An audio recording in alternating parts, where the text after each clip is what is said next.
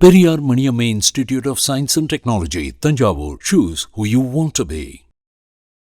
இந்தியாவிலேயே முதல் முறையாக சென்னையில் கட்டுமான பணிகளுக்கு சுத்திகரிக்கப்பட்ட கழிவுநீர் பயன்படுத்தப்பட்டுள்ளது. இதுகுறித்து விரிவாக பார்க்கலாம் இந்த செய்தி தொகுப்பில். வளர்ச்சியை நோக்கி பயணம் செல்லும் சென்னை நகரில் காணும் இடமெல்லாம் கட்டடங்களும் அடுக்குமாடி குடியிருப்புகளும் உயர்ந்து வருகின்றன. இந்த கட்டடங்களின் எண்ணிக்கை இத்தோடு நிற்காது என்பதற்கு பெருகி வரும் மக்கள் தொகையே சாட்சி. சென்னையில் தற்போது கட்டுமான பணிகளுக்கு ஆழ்துளை கிணறுகளிலிருந்தும் நீர்நிலைகளிலிருந்தும் லாரி மூலம் குடிநீரை வாங்கி பயன்படுத்துகின்றனர். இந்நிலையில்தான் புதிய புரட்சியை ஏற்படுத்தி இருக்கிறது சென்னை குடிநீர் வாரியம்.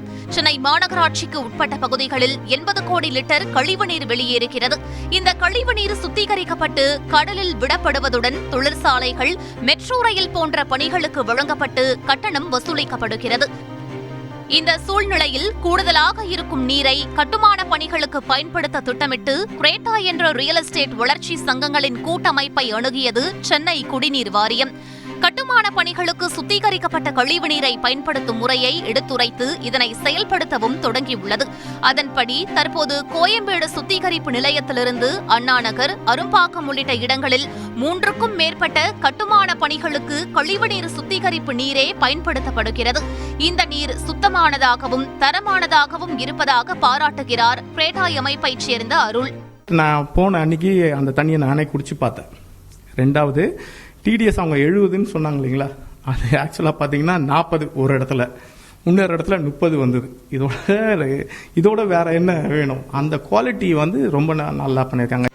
அரசின் இந்த திட்டம் பாராட்டை பெற்று வரும் நிலையில் இதுநாள் வரை உரிய லைசன்ஸ் இல்லாதவர்களிடமிருந்து தண்ணீர் பெற்று வந்த கட்டுமான நிறுவனங்கள் இனி எந்த பயமும் இன்றி அரசிடமே இருந்து தண்ணீர் பெறுவதை வரப்பிரசாதமாகவே கருதுகின்றனர்.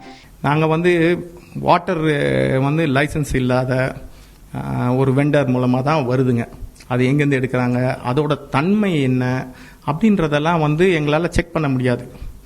வேற கவர்மெண்ட் இது மாதிரி ஒரு ஆஃபர் கொடுக்கறது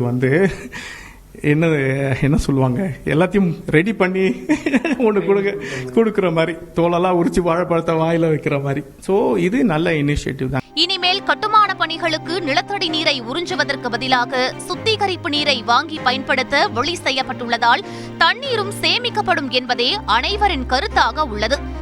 தந்தி டிவி செய்திகளுக்காக ஒளிப்பதிவாளர் குகன், சாந்தப்பனுடன் செய்தியாளர் Ramachandran. Periyar Maniamma Institute of Science and Technology, Thanjavur. Choose who you want to be.